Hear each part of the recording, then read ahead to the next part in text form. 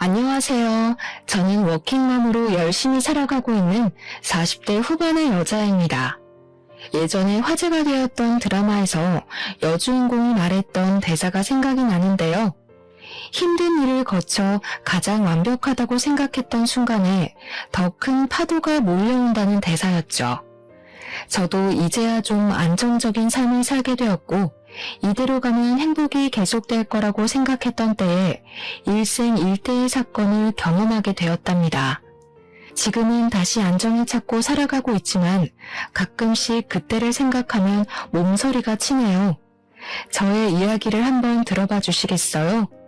저는 대학교를 졸업하자마자 운이 좋게도 면접에 통과해서 나름 괜찮은 기업에 합격하게 되었어요.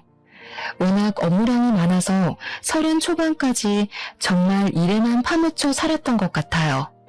사실 연애에도 별로 관심 없어서 연애도 거의 하지 않았답니다. 야근이 잦아서 거의 회사 동기들과만 지내다 보니 비슷한 나이대라 그런지 똘똘 뭉쳐 다니게 되더라고요. 동기 무리 중에 저보다 3살 많은 남편도 있었는데 제가 피곤하다고 하면 커피도 사다 주고 회식 끝나면 일부러 집에도 데려다 주면서 친절하게 대해주더라고요. 그래서 점점 호감이 생기게 되었고 서로 자연스럽게 사귀는 사이가 되었답니다. 저는 회사 사람들 몰래 연애를 하고 싶었지만 남편이 초반부터 너무 티를 내는 거예요. 그래서 얼마 되지 않아 동기들이 다 알게 되었고 어느새 공식 커플이 되었죠. 미래에 어떻게 될지도 모르는데 함께 회사에 다니니 상사들도 자꾸 농담을 하고 동기들도 눈치를 주기 시작하더라고요. 너무 불편해서 남편에게 둘 중에 한 명이 이직하지 않으면 이 관계를 끝내겠다고 엄포를 놓았죠. 남편도 저에게 푹 빠져 있을 때라서 열심히 다른 곳을 찾아보더라고요. 결국 비슷한 조건의 기업으로 연봉도 좀 더 높여서 이직에 성공하더라고요. 저는 남편의 추진력 있는 모습에 더욱 신뢰가 생겼던 것 같아요. 그렇게 3년의 연애 끝에 결혼까지 하게 되었죠. 친정과 시댁의 수준이 거의 비슷해서 딱히 반대는 없었답니다. 어느덧 15년의 세월이 흘렀고 남편과 저는 열심히 저축해서 수도권에 있는 아파트도 마련했고 둘이 합쳐 연봉도 넉넉해졌어요. 중학생이 된 딸과 함께 별 문제 없이 똑같은 일상을 살아나갔답니다. 저는 계속 같은 회사에 다니고 있고 어느새 과장 직급이 되었는데요. 워킹맘으로 살면서 그만두고 싶었던 순간이 몇백 번은 되었죠. 특히 아이가 초등학교 들어갔을 때는 너무 힘들어서 사표 내기 직전까지 갔었답니다. 딸이 아직 어린데 옆에 있어주지 못할 때나 주변 전업주부 엄마들이 저를 따돌릴 때 얼마나 서러웠는지 몰라요. 평생 전업주부로 살아오신 시어머니도 제가 일하는 걸 항상 못마땅해 하셨어요. 처음에 결혼한다고 인사드리러 갔던 날부터 제 인상이 너무 세서 남편 기를 죽일 것 같다느니 여자가 뭔 일을 그렇게 남자처럼 많이 하느냐느니 하면서 탐탁지 않아 하셨죠. 제가 너무 바빠서 발을 동동거릴 때 항상 저를 도와주신 건 친정 어머니였답니다. 힘들 때마다 울면서 일을 관둬야겠다고 말하면 자기가 최대한 도와주겠다면서 절대로 그만두지 말라고 여자도 자기 일을 갖고 있어야 한다고 용기를 주셨죠. 시댁은 우리 아파트와 가까운 거리에 있는 빌라에 살고 계셔서 정말 급할 때 아이를 부탁드렸던 적도 있었는데 항상 매몰차게 거절하셨답니다. 제가 전화를 할 때마다 멀리 나와 있다면서 단 한 번도 아이를 봐주시지 않았죠. 그래서 항상 시모에게 서운한 마음을 갖고 있었지만 겉으로 내색은 잘하지 않았어요. 왜냐하면 명절이나 제사 때에도 늦게 가는 날이 많고 시댁에도 자주 찾아가지 못해서 죄송한 마음이 있었거든요. 시모는 제가 늦게 가면 눈을 흘기시며 일가는 티 좀 내지 말라고 이 동네에서 네가 제일 바쁜 여편네 같다고 항상 핀잔을 주셨어요. 남편에게는 2살 위인 형이 있는데요. 제 손이 동서인 형님은 남편과 동갑이고 우리 딸과 같은 나이의 아들이 한 명 있답니다. 형님도 항상 전업주부로 살아왔는데 굉장히 여성스러운 스타일이에요. 머리도 아가씨처럼 긴 웨이브를 하고 옷도 꽃무늬 원피스 같은 걸 좋아하는지 그런 것만 입고 있는 것 같더라고요. 사실 아주버님이 중소기업에 다니시는데 세 식구 살기에는 연봉이 좀 부족할 것 같은데요. 형님은 저만 보면 생활비가 모자란다고 아들이 학원비가 없어서 다니질 못한다고 그런 소리를 항상 하시더라고요. 솔직히 저 같으면 아르바이트라도 할 것 같은데 자기는 현모양처라서 집에서 살림하는 게 제일 좋다면서 일은 못할 것 같다고 하는 게 아니겠어요. 그럼 돈이 부족하단 말은 안 해야 되는데 항상 앓는 소리를 하니까 듣기가 좀 거북하더라고요. 저는 성격이 좀 사무적이라 그럴까요? 딱딱한 편이라 시모에게 살갑게 구는 걸 잘 못하는데 형님은 시모에게 아주 애교 있게 대하고 부를 때도 엄마라고 불렀답니다. 둘 사이가 어찌나 좋은지 모르는 사람들이 보면 모녀 사이로 알 정도였죠. 둘 다 전업주부로만 살아서 그런지 통하는 게 많아서 저는 대화할 껴도 없는 사람 취급 당할 때가 많았죠. 형님은 요리에 대한 자부심도 엄청나서 명절에도 시모와 장 다 봐서 음식도 거의 다 하곤 했어요. 항상 미안한 마음이 있어서 제가 장 보는 비용을 다 대고 따로 돈봉투도 챙겨드리기도 했죠. 형님은 저보다 자주 시댁에 찾아가는 것 같았는데 장아찌며 밑반찬을 다 해다 주는 것 같더라고요. 예전에 주말에 갑자기 전화가 와서는 우리 아파트 근처라면서 밑반찬 주러 왔다고 한 적이 있어서 좀 놀란 적이 있어요. 그때 형님이 집에 한번 와보고 아파트 평수가 넓어서 충격을 좀 받았던 모양이더라고요. 형님이 신혼 때부터 오래된 빌라에 살고 있어서 새로 분양받은 아파트를 보여주기가 좀 불편했거든요. 그 후로도 몇 번을 반찬했다면서 집에 가도 되겠냐고 하길래 사실 반찬을 잘 먹지 않아서 버리게 된다고 앞으로는 갖다 주지 않아도 된다니까 한동안 엄청 차갑게 대하더라고요. 어김없이 추석 명절이 돌아왔고 남편과 딸은 먼저 시댁에 가 있었지만 저는 회사에 갑자기 일이 터져서 해결하고 가느라 저녁에야 갈 수 있었답니다. 문을 빼꼼히 열고 들어가니 형님이 꽃무늬 앞치마를 곱게 하고 저녁 식사를 차리고 계시더라고요. 시모는 저를 보고는 혀를 끌끌 차더라고요. 저는 민망해서 얼른 외투를 벗고 주방으로 들어갔죠. 이번 명절에도 어김없이 회사에 급한 일이 생겼니? 너네 회사는 명절 때만 되면 일부러 그러냐 아니면 네가 일부러 그러는 거냐? 죄송해요. 공교롭게 명절 때랑 결제하는 시기가 비슷해서 일이 많네요. 제가 이거 할까요? 됐다. 누구 말 맞다나 다 된 밥상에 숟가락만 얹으려고? 난 너처럼 염치가 없는 애는 살다 처음 본다. 너는 이런 형님이 있는 걸 하늘이 도왔다고 생각해야 돼. 어느 누가 아무 소리 안 하고 네 몫까지 다 해주냐? 엄마, 그만하세요. 동서도 힘들게 일하고 왔는데요. 명절에 큰 소리 나면 안 좋잖아요. 제가 밥 풀 테니까 거실에 가 계셔요. 다들 둘러앉아 저녁을 먹는데 시부모를 비롯해서 남편까지 음식이 맛있다면서 형님 칭찬하느라 바쁘더라고요. 저는 꽂아놓은 보리자루처럼 앉아서 밥을 먹었죠. 갈비 좀 먹으려고 하면 시모가 어찌나 째려보는지 저는 눈치가 보여서 앞에 놓인 밑반찬만 집어 먹었어요. 그랬더니 형님이 제 밥그릇에 갈비를 놔주면서 사람 좋게 웃는데 뭐라고 할 말이 없더라고요. 밥을 다 먹고 제가 설거지를 시작했죠. 시모는 식탁에 앉아 저를 째려보며 과일을 먹고 있었고 형님이 그릇들을 정리했어요. 설거지할 거 많은데 내가 할게. 동서는 일하고 와서 힘들 텐데 좀 앉아있어. 무슨 소리를 하니? 당연히 설거지라도 해야지 뭘 한 게 있다고. 너는 명절 내내 밥 차리고 설거지해라. 친정 갈 국민은 접어두고. 어머니, 그래도 친정은 가야죠. 이런 말씀까진 안 드리려고 했지만 제가 못하는 만큼 금전적으로 채워드리려고 노력하잖아요. 그리고 음식하기 힘드시면 요즘엔 사다 먹어도 맛있어요.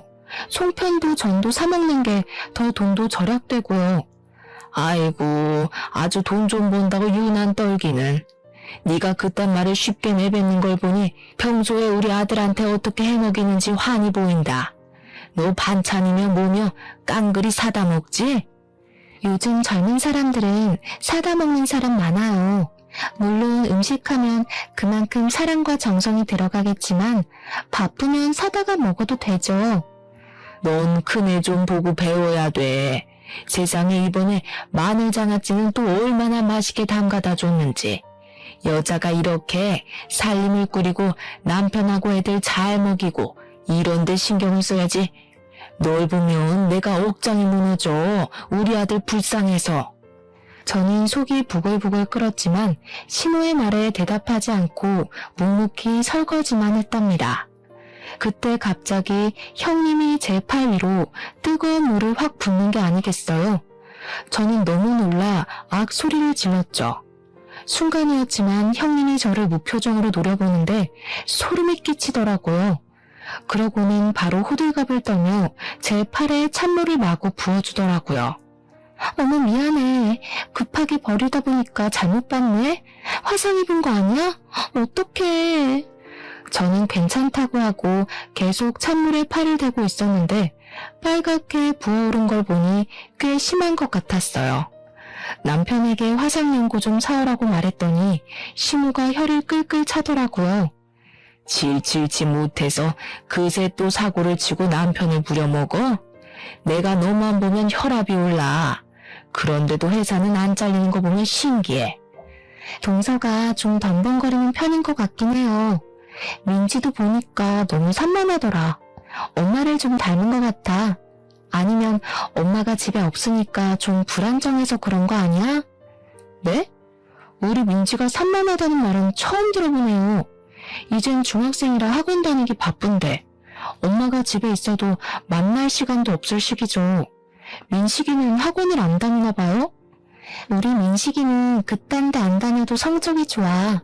학교 끝나고 엄마가 해주는 간식 먹고 집에서 숙제하고 그러는 게 최고지. 애들한테는 엄마가 옆에 있어야 되는 거야. 동서는 집에 있어 본 적이 없어서 잘 모르겠지만 어느 순간 확 비교될걸? 형님은 전업이라는 자부심이 대단한 건지 제가 못마땅한 건지 대화해보면 은근히 저를 깎아내릴 때가 많아서 기분이 좋지 않았어요. 저는 소파에서 핸드폰 게임을 하고 있는 민식이를 바라봤죠. 성적을 대충 아는데 우리 딸이 공부를 훨씬 잘하고 더 똑부러지거든요. 초등학교 고학년 때부터 차이가 나더니 중학생 되니 성적이 확 벌어지더라고요. 형님도 잘 알고 있으면서 저와 우리 딸을 은근히 깔아뭉개니 우습기도 하고 기분이 나빴죠. 저는 다음날 오후까지 억지로 시댁에 있다가 바로 친정으로 가버렸답니다. 제가 갈 채비를 하자 시모가 자기 말을 무시한다면서 네 형님 좀 보고 배우라면서 난리를 치더라고요. 형님은 친정 부모님이 안 계셔서 시댁에만 있거든요. 현관문을 나서면서 형님과 눈을 마주쳤는데 좀 오싹한 기분이 들었던 건 제 착각이었을까요? 그렇게 바쁘게 시간이 흘러갔고 어느 날 딸이 다니는 학원에서 전화가 왔더라고요. 자체 시험을 보고 소수 정예만 들어갈 수 있는 스카이반에 합격했다는 소식이었어요. 딸이 얼마 전에 그런 시험을 봤는데 반에서 1, 2등만 뽑히는 거라고 해서 될 거라는 기대도 하지 않았거든요. 막상 뽑히니까 정말 대견하고 기뻐서 남편에게 바로 전화해서 알려줬죠. 저녁에 좋은 식당 가서 셋이 외식하자고 약속까지 하고 다시 힘내서 일을 하고 있었는데 퇴근 시간쯤에 시모에게 전화가 왔더라고요. 오늘 저녁에 형님이 샤브샤브를 한다는데 양을 많이 사왔다면서 같이 먹자고 한다는 거였어요. 저는 약속이 있다고 거절했는데 시모가 막무가내로 오라고 화를 내는 거예요. 이미 남편에게도 오라고 전화를 했다면서 말이죠. 결국 울상이 된 딸을 달래가며 시댁으로 향했답니다. 막상 가보니 양이 많기는커녕 어른 4명이 먹기에도 부족한 양이었어요. 제가 좀 모자랄 것 같다고 하자 형님이 자기 기준으로 많은 양이라면서 더 먹고 싶으면 저에게 소고기를 더 사오라고 하더라고요. 혼자 동네 정육점으로 터덜터덜 걸어가면서 왠지 또 당했다는 기분이 들었죠. 결제를 하고 보니 우리끼리 비싼 스테이크를 먹으면 나올 돈과 거의 비슷하더라고요. 저는 허탈한 마음으로 시댁에 돌아왔어요. 이미 형님이 준비한 고기는 다 먹었고 모두들 채소를 익혀 먹고 있더라고요. 근데 뭐 좋은 소식 없어? 축하해야 될 일이라든가. 저는 영문을 모르겠다는 듯이 형님을 바라봤어요. 형님의 눈이 쌀쌀맞게 변하더라고요.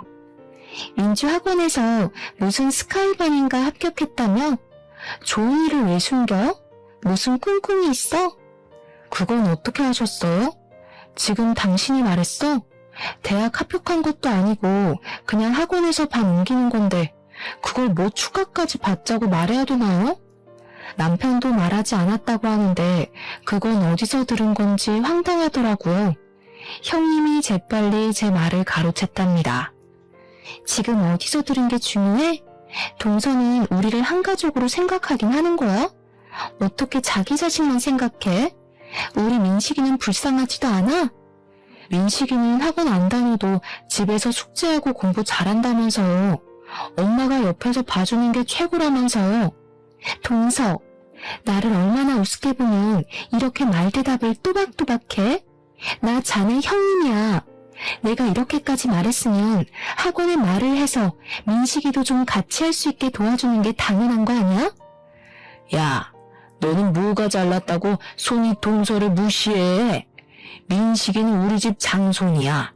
장손이 잘 되게 도와주는 게 당연한 거지. 당장 민식이도 같은 반에 넣어서 공부시켜줘.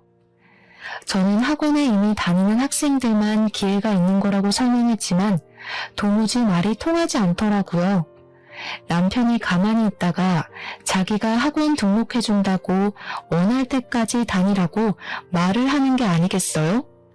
저는 놀라서 남편을 봤는데 저를 차갑게 외면하더라고요.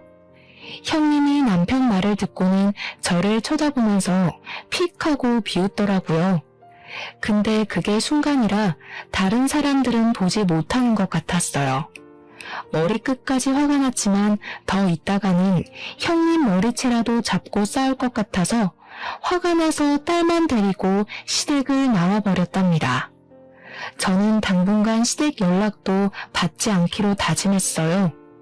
생활비 통장을 보니 조카의 학원비가 매달 빠져나가고 있는데 볼 때마다 화가 솟구치더라고요. 남편도 꼴 보기가 싫어서 대화도 많이 줄었는데 남편이 좀 변한 기분이 들었어요. 몇 달 전부터 헬스를 끊어서 다니는데 아주 열심히 하더라고요. 매일 저녁에 운동하고 샤워하고 왔다며 샴푸 냄새를 폴폴 풍기며 들어왔죠. 욕실에서 씻기 전에 옷통을 벗고 자기 몸을 감상하지를 않나. 출근 전에 셔츠 입다가도 가슴 근육을 눌러보지를 않나. 안 하던 일을 하는 게 아니겠어요. 운동을 하다 보니 몸 만들기에 관심이 생겼나 싶었죠. 더 나이 들기 전에 활기차게 살아야 한다면서 무슨 동호회도 가입했다고 하더라고요. 주말에 동호회 모임 있다고 나갈 때는 멋을 엄청 부리고 나가더라고요. 사춘기 남자애처럼 머리 스타일도 엄청 신경 쓰고요. 저는 점점 의심이 가기 시작해서 동호회 모임하고 있을 때 사진을 찍어 보내라고 하기도 했답니다. 그럼 남녀가 여러 명이 식당에서 찍은 사진을 바로바로 보내주더라고요. 동호회를 나가는 건 맞는 것 같고 의심은 계속 가는 애매한 상황이 이어졌죠. 하루는 남편의 반응을 보기 위해서 남편 퇴근 시간을 맞춰 본관 정문과 주차장 입구 사이에서 기다리고 있었어요. 퇴근 시간 30분이 지났는데도 나오질 않아서 전화를 해볼까 하는 찰나에 그 앞에서 형님을 마주쳤답니다. 제가 형님을 부르자 소스라치게 놀라더라고요. 어두워서 잘 보이진 않았는데 형님의 화장이 좀 진해서 다른 사람처럼 보이더라고요. 여긴 무슨 일이냐고 묻자 근처에서 친구를 만나기로 했다는 거예요. 제가 이 건물이 남편 회사라고 하자 자기는 몰랐다면서 급해서 먼저 간다고 빠른 걸음으로 가버렸답니다. 저는 고개를 갸우뚱하면서 남편에게 전화하자 근처에서 고객을 좀 만나고 있었다면서 형님이 간 길 쪽에서 황급히 달려오더라고요. 갑자기 회사에 왜 찾아와? 너 만났냐? 별일 다 보니 진짜. 왜 이렇게 놀라? 예전에도 시간 맞으면 내가 여기 와서 기다렸다 같이 가고 그랬잖아. 그나저나 형님 못 봤어? 아까 그쪽으로 갔는데. 형수는 무슨? 이 시간에 집에 있겠지 여기 왜 있냐? 너처럼 맨날 밖으로 나가도는 애랑 같아? 완전히 1등 현모양처인데 우리 형은 무슨 복인지 몰라. 말 다 했어? 요즘 들어 이상하게 형님이랑 나를 비교한다. 아주머니는 오히려 나처럼 돈 잘 벌어오는 마누라 원할걸? 당신 혼자 벌면 이 정도로 살 수 있을 것 같아? 우리 엄마 말이 다 맞아. 너 진짜 그 돈으로 뭐든지 해결하려는 것 좀 고쳐. 내가 혼자 벌 테니까 그럼 네가 현수처럼 집에서 살림 좀 완벽하게 해봐. 나도 삼시세끼 따뜻한 집밥 좀 받아보자. 요즘에 남편이 형님과 저를 비교하는 말을 자주 하기 시작하더라고요. 시댁에 찾아간 지도 꽤 돼서 형님을 만난 적도 없을 텐데 왜 자꾸 말을 꺼내는지 수상한 기분이 들었죠. 남편이 잘 때 핸드폰을 뒤져보기도 했지만 다른 여자의 흔적은 전혀 발견할 수가 없었답니다. 남편은 가지도 않던 출장도 한 달에 한 번씩은 꼭 가기 시작했는데요.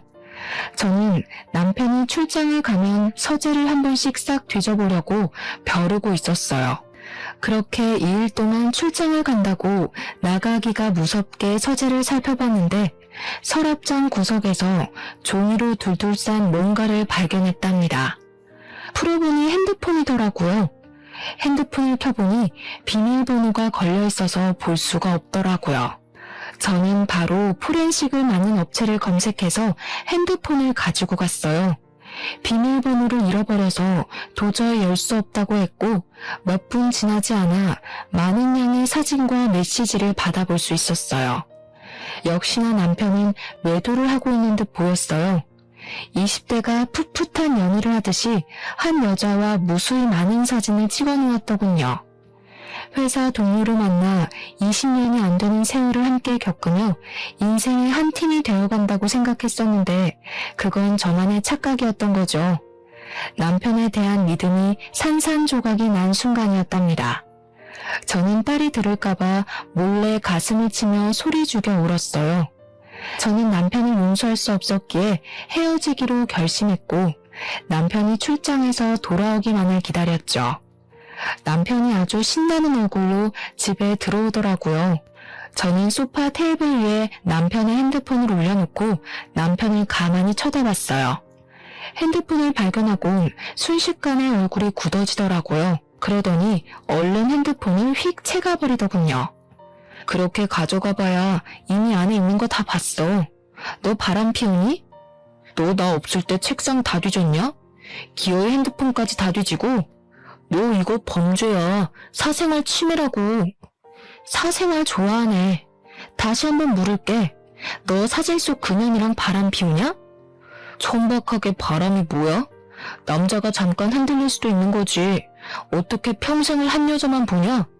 생각하는 거 하고는 이거 완전히 쓰레기였네? 너는 분리수거도 안 되고 그냥 쓰레기 봉투에 묶어버려야겠다. 당장 앞장서 너네 집으로 가. 저는 형님 부부에게도 시댁으로 오라고 전화를 해놓고 남편을 끌고 시댁으로 갔어요. 들어가자마자 남편이 바람 피운다고 나는 용서할 수 없으니 이혼할 거라고 말했죠. 남편이 이혼까지는 생각을 안 했는지 놀란 눈으로 저를 바라보더라고요. 이 야밤에 시댁에 쳐들어와서 경박하게 이혼 얘기나 해대고 남자가 한번 실수할 수도 있지. 보니까 남편 말도 제대로 안 들어본 모양인데 어른들 앞에서 뭐하는 짓이야? 역시 어머니가 그렇게 나오실 줄 알았어요. 아들이 잘못을 했으면 혼을 낼 줄 알아야지. 이 와중에도 아들 편을 드세요? 저는 다른 여자랑 그런 사진 찍어대는 남자랑은 더는 못 사니까 그렇게 아세요. 어머, 이게 무슨 일이야? 사진은 무슨 얘기야? 하긴 바람 피우는 상대랑 더는 못 살지. 어떡해. 무슨 이혼이 애들 장난이야? 난 너 처음 봤을 때부터 마음에 안 들었어. 맨날 회사 그러면서 시댁을 우습게 보고 말이야. 네가 한 번이라도 시분 밥을 차려준 적 있어? 며느리 노릇도 한 번도 안 해본 게? 지금까지 매달 용돈 빠짐없이 드렸어요. 어머니는 맨날 돈으로 퉁친다고 하는데요.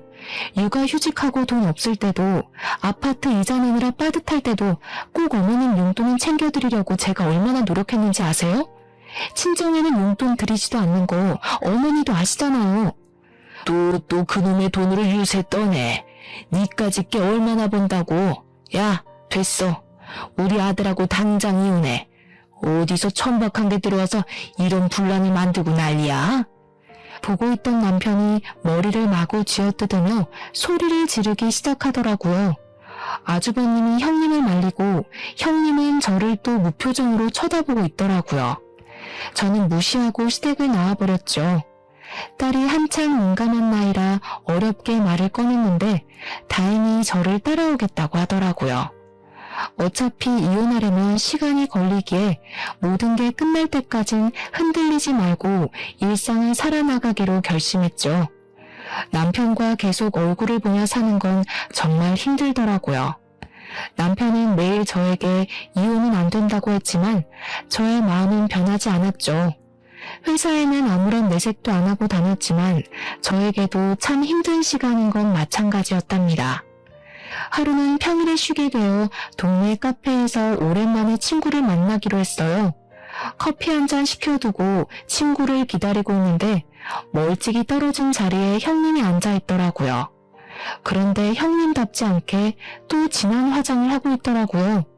옷을 보니 미니스커트를 입고 있어서 놀랐죠. 어찌나 친구와 깔깔대며 크게 웃는지 카페 안에 사람들이 다 쳐다볼 정도였답니다. 저는 누구와 저렇게 얘기하나 싶어 형님 맞은편에 벽에 가려진 자리로 옮겨 앉아 보았어요. 알턴이가 빠지니까 얼마나 속이 시원한지 몰라. 그동안 그 쌍판 보느라 얼마나 재수가 없었는지. 다 네 덕이다 얘. 서로 돕고 사는 거지. 나도 네 덕에 수입이 쏠쏠했어. 아주 사달라는 대로 다 사준다니까. 이혼은 안 한다고 해놓고 너를 계속 만나는 거 보면 그 인간도 보통은 아니라니까. 내가 그만큼 잘해주니까 그런 거지. 아직 빼먹으려면 한참 남았어. 네 이거는 언제 도착한대? 저는 새끼손가락을 올리며 천박하게 웃고 있는 형님의 친구를 슬쩍 바라봤어요. 그 순간 누가 뒤통수를 때린 듯이 번쩍하더라고요. 바로 남편의 상간녀였던 거죠. 저는 어지러워진 머릿속을 정리해 보려고 했죠. 물론 제 육감은 모든 상황을 한 번에 꿰뚫고 있었고 저는 빨간 립스틱을 흉하게 바르고 낄낄대는 형님을 노려보았어요. 저는 얼른 둘이 같이 있는 사진을 찍어두었죠. 그때였어요. 한 젊은 남자가 껄렁하게 걸으며 형님 옆으로 다가오더라고요. 형님이 남자를 발견하고는 활짝 웃으며 팔짱을 끼고 바로 나가더라고요. 저는 바로 형님 뒤를 쫓았답니다. 저는 친구와 약속을 취소하고 어디론가 걸어가는 두 사람의 모습을 계속 카메라에 담았어요. 형님은 남자의 허리에 팔을 척 두르고 아주 신나서 걸어가더라고요. 두 사람이 들어간 곳은 카페에서 얼마 떨어지지 않은 거리에 있는 숙박업소였답니다. 저는 들어가는 모습을 동영상으로 찍어놓고 형님이 나올 때까지 기다렸어요.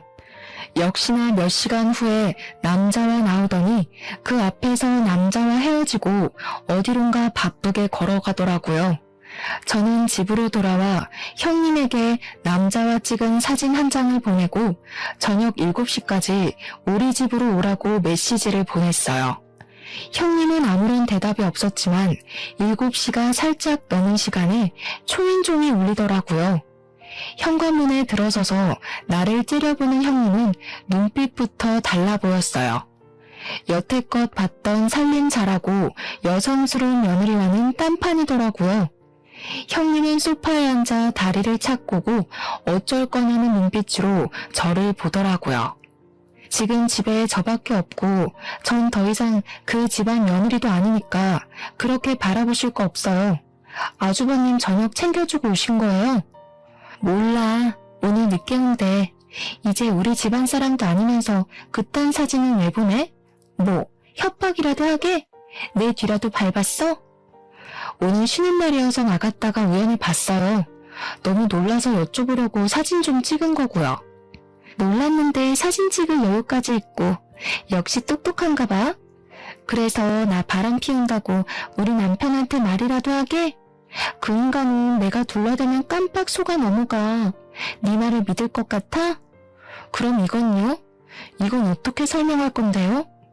저는 형님과 상간녀와 함께 있는 사진을 보여주었죠. 형님의 얼굴이 파르르 떨리더니 곧 픽하고 비웃더라고요. 아, 이것도 봤어? 그래서 뭐 어쩔 건데. 이미 이혼 도장 다 찍은 마당에. 그래, 다 내가 꾸민 짓이다. 네가 돈 번다고 하도 꿀값 떨어서 너 좀 엿 좀 먹어보라고. 이혼까지 갈 줄은 몰랐는데 암튼 더 잘됐지. 이젠 평생 네 면상 안 봐도 되잖아? 내가 싫다고 이런 짓을 꾸몄단 말이에요. 내 가정을 망가뜨리고 우리 딸 가슴을 아프게 하고. 진짜 제정신이 아니네요. 나보다 나이도 어린 게 돈 좀 번다고 무시하고 네 딸 공부 잘한다고 무시하고 우리는 구질구질하게 사는데 너흰 해외여행이나 다니고. 그러게 사람이 겸손해야지. 자랑질 좀 그만하고. 내가 언제 자랑을 했어요? 지금 보니까 민지 스카이방 간 것도 그 상간녀가 알려준 거네? 그렇죠. 남편 동우에 소개해준 게 형님이에요, 그럼? 그래, 불륜 모임인데 내가 40대 모임이라고 소개해줬어. 알려줘도 가는 남자가 있고 안 가는 남자가 있어. 네 남편도 그런 놈이니까 바람을 피운 거지. 내가 뭐 둘을 한 방에 묶어놨겠니? 어차피 북치고 장구친 건 네 남편이야. 형님은 저를 비웃으면서 주머니에서 담배를 꺼내들더라고요. 그러고는 담배 연기를 저한테 훅 뿌려댔어요. 그때였죠. 방에서 시부모와 아주버님과 남편이 우르르 달려나왔어요. 그걸 본 형님 얼굴이 하얗게 질려서 담배를 툭 떨어뜨리더라고요. 시모가 대뜸 형님의 머리채를 잡고 흔들기 시작했죠. 아주버님도 형님의 뺨을 세게 때리고는 악 소리를 내며 절규를 하더라고요. 아주버님을 붙잡고 한탄하던 시모가 분이 안 풀렸는지 형님의 머리를 사정없이 때리더라고요. 형님은 소리도 못 내고 부들부들 떠면서 맞고만 있었죠. 감히 니까지 깨 우리를 속여?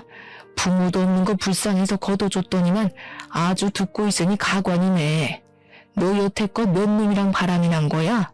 그것도 모르고 우리 불쌍한 큰아들 혼자 너 먹여 살리느라 그렇게 밤낮 없이 일하고.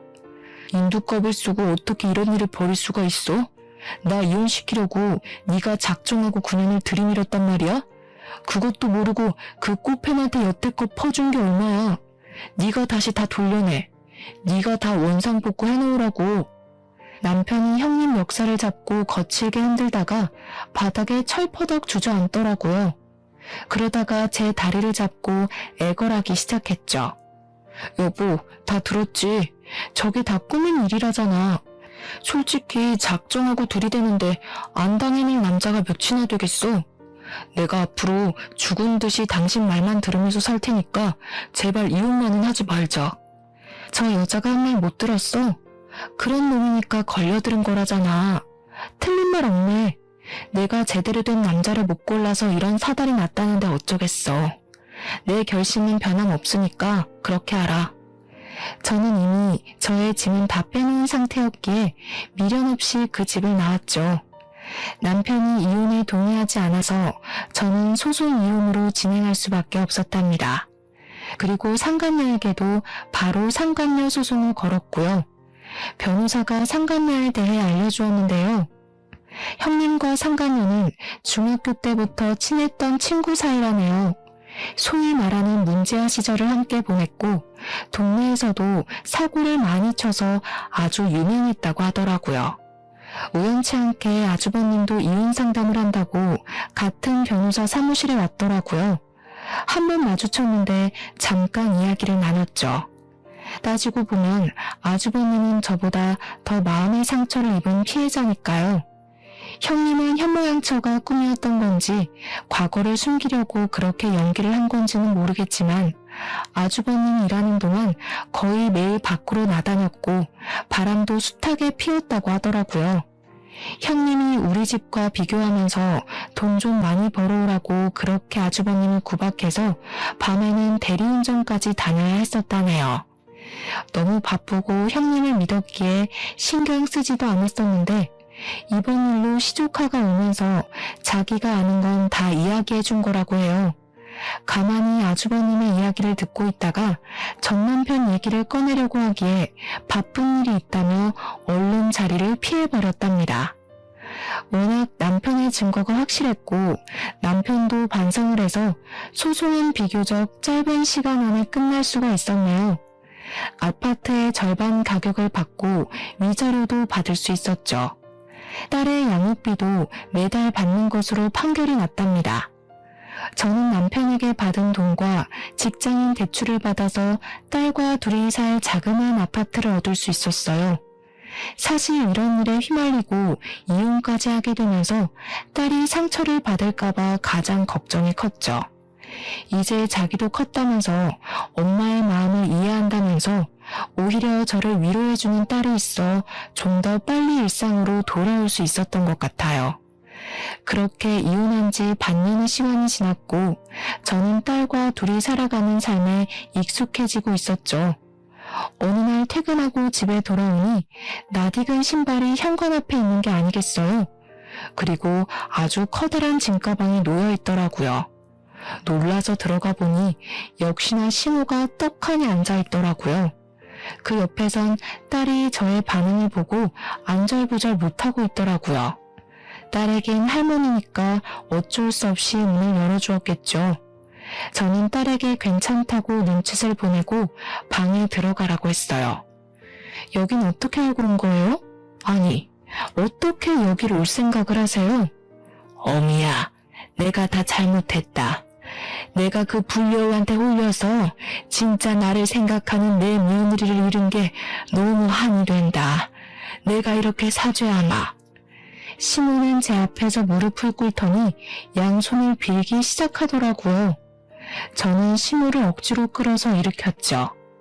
왜 이래요 이제 와서. 얼른 나가요. 경찰 부르기 전에. 또 찾아오면 진짜 가만히 안 있을 거예요? 애미야, 제발 나 좀 용서해주렴. 내가 갈 데가 없어. 늙은 시어미가 길거리에서 자다가 죽었으면 좋겠니? 아니면 딱 한 달만 여기서 좀 지내게 해다오. 응? 이게 무슨 말 같지도 않은 소리예요? 누가 내 시어머니야? 나 같은 며느리 필요 없다고 내칠 때는 언제고. 나가요, 나가. 내가 진짜 갈 데가 없어서 그래. 첫째가 이혼하고 일도 때려치우고 맨날 술만 마셔. 나만 보면 집안 살림 다 때려 부수고 나가라고 소리를 질러서 내가 집에 있을 수가 없다. 아이고, 내 신세야. 그건 제 알 바가 아니에요. 저는 더 이상 그 집하고 얽혀있는 사람이 아니라고요. 이 더러운 가방 갖고 당장 나가요, 당장. 저는 시모를 있는 힘을 다해 문 쪽으로 밀었죠. 시모가 신발장을 붙잡고 엉엉 울면서 버티고 있는 걸 보니 어이가 없더라고요. 전 남편에게 바로 전화를 걸어서 당장 모시고 가라고 소리를 질렀답니다. 30분도 안 돼서 전 남편이 왔더라고요. 둘이 짠 건지 문을 열어주니 전 남편이 마구 비집으면서 결국은 거실까지 들어오는 게 아니겠어요. 오랜만에 본 전 남편은 회사도 다니지 않는지 더벅머리에 수염도 덥수룩하고 초췌한 얼굴을 하고 있더라고요. 전 남편은 조금 전에 시모마냥 제 앞에 무릎을 꿇고 손을 싹싹 빌기 시작했답니다. 여보, 제발 우리 다시 합치자. 내가 부모님이랑 형이랑 그 코딱지 같은 집에서 정말 죽지 못해 살아. 그 나쁜 놈은 형이 이혼소송 승소했는데도 형 돈을 다 가지고 튀었어. 우리 민지를 생각해서라도 나 좀 살려줘. 이혼한 뒤로 양육비는커녕 민지한테 전화도 한 번 안 한 게 무슨 아빠라고 내 딸 이름을 들먹여. 둘 다 이렇게 나온다 이거지? 전 남편의 행동을 보니 더하면 더했지 순순히 시모를 데려갈 것 같지가 않더라고요. 저는 동네 창피했지만 어쩔 수 없이 경찰을 불렀어요. 경찰들이 와서 남편과 시모의 팔을 잡고 달래며 문 밖으로 끌어내기 시작했답니다. 그때 경찰에게 잡힌 시모가 저한테 확 달려들면서 살려달라고 악을 쓰는 게 아니겠어요? 저는 너무 놀라서 뒤로 물러섰답니다. 아무리 봐도 정상적인 사람처럼 보이지가 않더라고요. 경찰이 시모와 이런저런 대화를 해보더니 아무래도 치매 환자인 것 같다고 말을 하더라고요. 저는 놀라서 전 남편을 쏘아봤는데 남편은 이미 다 알고 있었던 듯이 고개를 푹 숙이고 아무 말이 없더라고요. 시모는 아들 2명이 한꺼번에 이혼한 충격이 너무 컸는지 이상한 행동을 자꾸 하다가 결국 치매 판정을 받았다고 했죠. 전 남편이 갑자기 눈물을 절절 흘리면서 제 앞에 털썩 주저앉았답니다. 엄마가 당신한테 얼마나 미안하셨으면 치매 걸린 뒤로 당신밖에 기억을 못해. 맨날 당신 얘기하고 찾으러 가야 한다고 그러고 당신이 우리 엄마 좀 용서해줘. 당신 없으면 나 죽어. 그니까 지금 내가 치매 걸린 너네 엄마랑 술만 먹어대는 아주버님이랑 엄마가 도망간 조카 데리고 너 보듬으면서 같이 살아달란 말이네? 돈도 내가 다 벌어오고. 너는 진짜 끝까지 쓰레기 짓을 하는구나. 이 양심도 없는 놈아. 당신이랑 우리 민지만 있으면 나 다시 예전으로 돌아갈 수 있어. 제발 나 좀 살려줘. 민지야, 민지야 아빠 왔어. 전 남편이 딸의 이름을 계속 부르자 어느새 딸이 문을 빼꼼히 열고 보고 있더라고요. 저는 얼른 방으로 들어가라고 소리치고 현관문을 닫아버렸어요. 네가 뭘 잘했다고 민지 이름을 입에 올려. 얼마나 더 애한테 상처 주려고 그래. 다시는 너랑 길에서라도 마주치는 일 없을 거야. 또 찾아오기만 해봐. 가만 안 있을 거니까. 저는 경찰에게 2사람을 주거 침입죄로 신고하고 싶다고 당장 상황 좀 마무리해달라고 했어요. 경찰이 침입죄에 해당될 수 있다고 경고하자 전 남편은 무서웠는지 입을 꾹 다물더라고요. 그렇게 2사람이 경찰차를 타고 가는 걸 끝으로 다시는 전 남편을 만나지 않았답니다. 저는 양육비 문제 때문에 전 남편에게 집 주소를 알려준 게 잘못이었다는 걸 깨달았죠. 전 남편 행색을 보니 지금까지 받지 못했던 양육비를 기대하지도 말고 그저 딸과 함께 둘이 살아가는 게 나을 것 같더라고요. 정말 감사하게도 소란스러운 환경에서도 딸은 공부를 열심히 해줘서 중학교 3학년 때는 전교에서도 높은 등수를 차지했답니다. 이제 고등학교를 입학해야 하니까 학군지로 알려진 곳으로 이사하려고 차근차근 준비를 했었는데요. 운이 좋게도 이사 가고 싶었던 아파트의 매물을 좋은 가격으로 얻게 되었어요. 더 작은 아파트로 오게 되었지만 남편이 주소를 알 수 없도록 행정 처리를 해놔서 시모도 더 이상 찾아오지 못할 테니 딸과 평화롭게 지낼 수 있는 지금 이 순간이 참 소중하게 느껴지네요. 가족이라고 생각했던 사람들에게 배신을 당하니 상처와 충격이 몇 배로 크게 다가오더라고요.